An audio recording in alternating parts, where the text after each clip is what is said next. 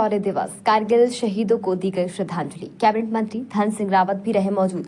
मंडल मुख्यालय पौड़ी स्थित शहीद स्मारक में आज शौर्य दिवस मनाया गया। भारत पाकिस्तान के बीच हुए युद्ध में भारतीय वीर सैनिकों द्वारा देश के लिए दी गई शहादत को याद किया गया। इस अवसर पर वर्ष 1999 की कारगिल युद्ध अपनी शहादत देने वाली शहीद सैनिकों को आज भावुक रूप से श्रद्धांजलि अर्पित की गई।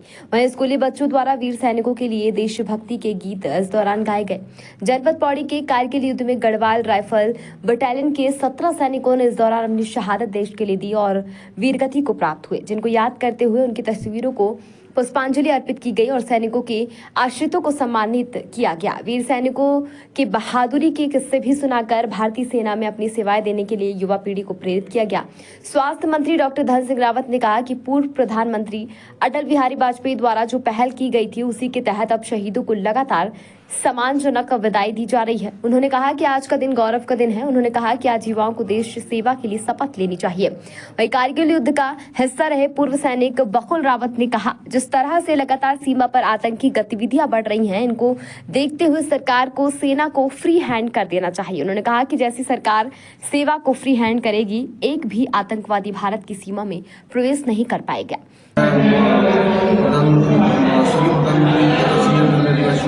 धन्यवाद करता हूँ जो उनके परिवार जो होने वाले जो इन्होंने एजेंसी दी है शहीद मनन सिंह मंगल भंडारी जी के नाम से इस समय परिसर में है और जिससे कि हम काफ़ी लोगों को सुधार रहे हैं। इसमें 4 लोग आते हैं तो पोखड़ा आता है और आपका बेलखंड लोग उधर है, नैना लोग को सुधार रहे हैं और आगे भविष्य में ये भी कामना करते हैं कि जो हमारी उनके नाम से जो मामा जी के नाम से हमारे वो आगे इसमें जाकर वो बड़ी अच्छी चले, लोग इसमें सुविधा मिले। तो क्या 1999 में कारगिल में जो हुआ था मैं स्वर्गीय अटल बिहारी वाजपेयी जी का धन्यवाद देना चाहता हूं कि उन्होंने कारगिल शहीदों के लिए एक बड़ी उस समय घोषणा की थी, वो सब पूरी हो गई है।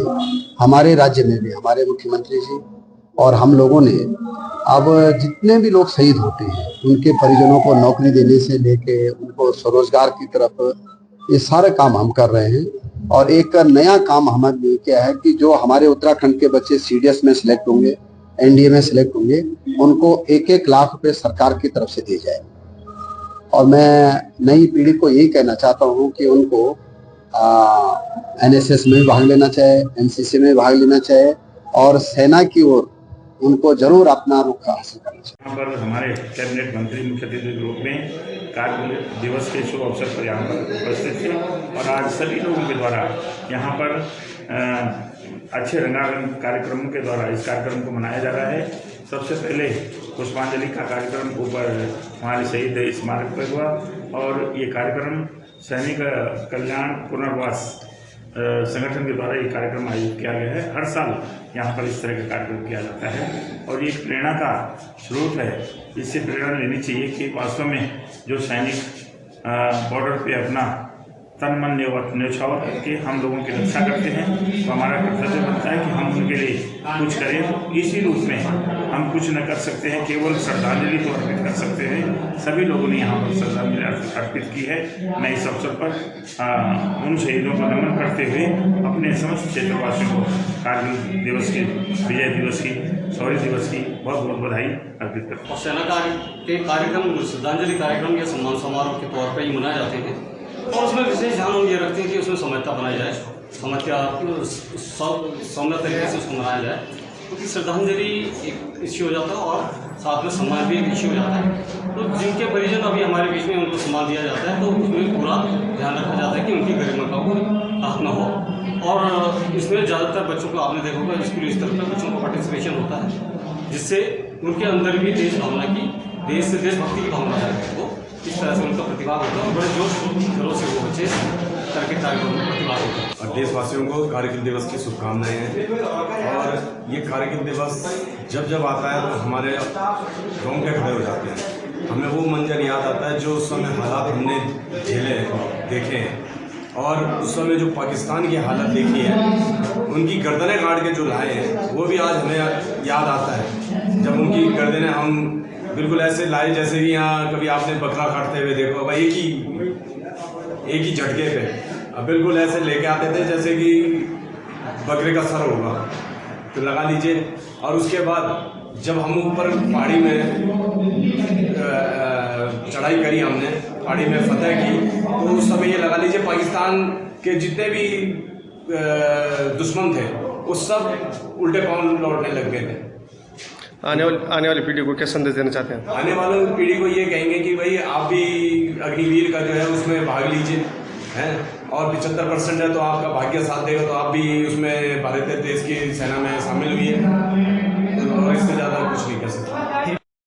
बताइए, एक मुसलमान था वो, इनको शर्म नहीं आती है, अन्य भारत का खा रहे हैं, गुण पाकिस्तान का कर रहे हैं, इनको तो बीच चौराहे में सूली पे लटकाइए ना। कहाँ आप इसमें कोर्ट कचहरी के चक्कर में ऐसे गद्दारों को सीधा सूली में लटकाया, सीधा गोली मारी, मैं तो ये कहता हूँ। बताइए, हमारे 5 सैनिक शहीद हो गए एक पुलिस वाले की वजह से, जिसने कि मुखबिरी की। मैं कहता रहा हूँ, आप एक महीने छूट दे दीजिए फौज को, वहाँ जनरल साहब कोर कमांडर साहब को दे दीजिए, पाकिस्तान का नामो निशान मिट जाएगा। ये आपको मैं चैलेंज कर रहा हूँ। जब जब देश को हमारी जरूरत पड़ेगी, आज में हम रिटायर जरूर आए हैं। शेर और घोड़ा कभी बूढ़ा नहीं होता है। हमें जब जरूरत पड़े, देश को जरूरत पड़ेगी, हम तत्पर तैयार हैं। अब उसी जोश के साथ, जिस जोश के साथ हमने कारगिल लड़ाई लड़ी। तो एक सच्ची बात बताता हूँ, हम आपके चैनल से ये जरूर कहेंगे प्रधानमंत्री जी को कि आप फ्री हैंड छोड़ दीजिए वहाँ आर्मी को, उसमें कोई पॉलिटिक्स न करिए, फ्री हैंड छोड़ दीजिए। जनरल साहब ने, कोर कमांडर साहब ने, अगर 1 महीने के अंदर मिलिटेंट का नामो निशान हट गया, नहीं हटा, तो आप देखते रहिए, 1 महीने में पूरा सफाया हो जाएगा। आर्मी इतनी कमजोर नहीं पड़ी अभी, घर घर में घुस के मारती है, बचाने वाला नहीं मिलेगा इनको। एक बार आप फ्री हैंड को छोड़ दीजिए। उग्रवादी जितने भी आ रहे हैं पाकिस्तान से, वो अपने आप इतने कांपेंगे कि हमें इंडिया में नहीं जाना है। पर यह है कि अब बीच में पॉलिटिक्स आ जाती है, और जवानों की इसमें गलती नहीं होती है। कुछ ऐसे होते हैं कि जो मुखबिर होते हैं, फौज में नजर रखे रहते हैं कि क्या कर रही है क्या नहीं। हम तो ये कह रहे हैं, फ्री हैंड छोड़िए, 1 महीने में अगर सफाया ना हो जाए पाकिस्तान। खबर भारतवर्ष के लिए पौड़ी उत्तराखंड से भगवान सिंह की रिपोर्ट। अपने शहर, अपने प्रदेश की ताज़ा खबरों के लिए लाइक करें, शेयर करें, सब्सक्राइब करें और हाँ, बेल आइकन दबाना ना भूलें, क्योंकि खबर हमारी, फैसला जनतंत्र का।